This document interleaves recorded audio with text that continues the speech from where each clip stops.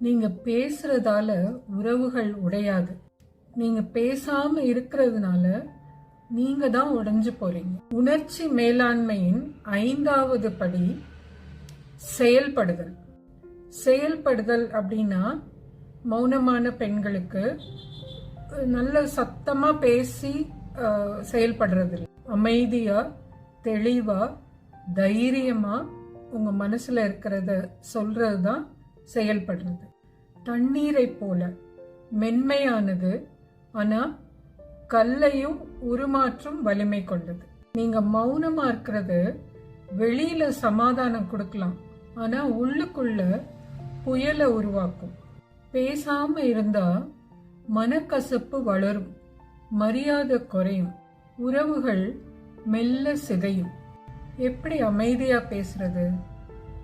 கண்ணாடி முறைய பயன்படுத்து.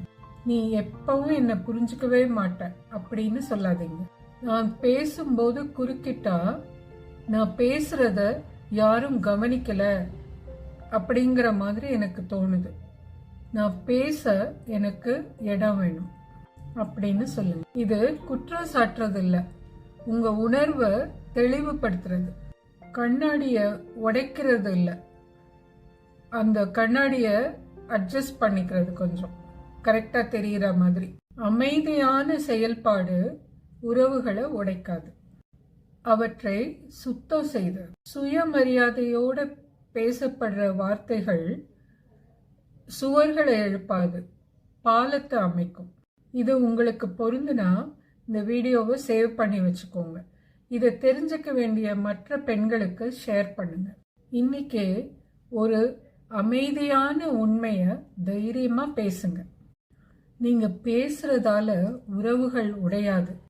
நீங்க பேசாம இருக்கிறதுனால நீங்க தான் உடைஞ்சு போறீங்க. உணர்ச்சி மேலாண்மையின் 5வது படி செயல்படுதல்.